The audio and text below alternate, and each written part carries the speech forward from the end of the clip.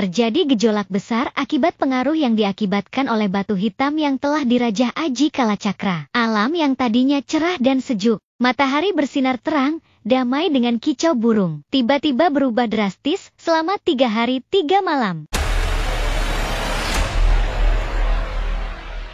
Raja Kalacakra dipercaya satu dari banyak ajian yang dipercaya bisa mengabulkan segala hajat pemintanya. Raja ini cukup terkenal di Pulau Jawa.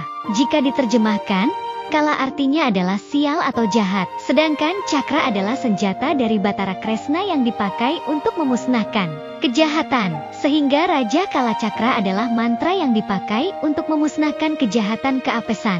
Raja ini kurang baik jika ditulis pada sebuah benda berbahan logam serta batu. Lalu, apa sebenarnya fungsi dari Raja Kalacakra? Raja hakikatnya adalah sebuah bentuk doa atau permohonan agar tercapai apa yang menjadi kehendak si pengguna raja.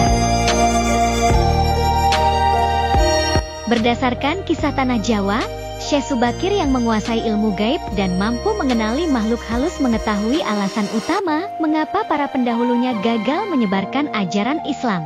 Hal ini karena dihalangi oleh jin dan dedemit penunggu tanah Jawa. Untuk mengatasinya, Syekh Subakir konon membawa dari Arab sebuah batu hitam yang telah dirajah dengan nama Raja Aji Kalacakra. Raja Aji Kalacakra tersebut dipasang di tengah-tengah tanah Jawa, yaitu di puncak Gunung Tidar, Magelang.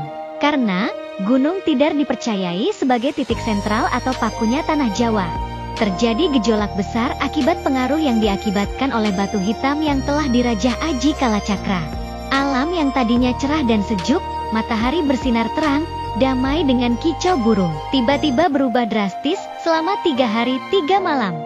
Cuaca mendung, angin bertiup kencang, terjadi kilatan petir dan hujan api, gunung-gunung bergema tanpa henti, jin, peri, banaspati, kuntilanak, jailangkung, semua hanyut dalam air karena tak kuat menahan panasnya pancaran batu hitam tersebut. Makhluk halus yang masih hidup pun mengungsi ke Laut Selatan.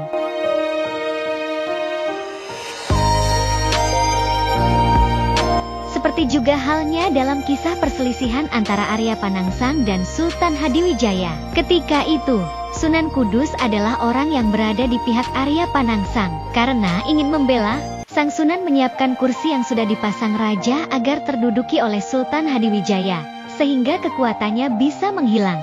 Sayang, karena kesalahan, yang duduk di atas kursi tersebut malah Arya Panangsang. Sehingga kesalahan itu menjadi musabab ia disebut kalah ketika perang melawan Pajang. Arya pun terbunuh.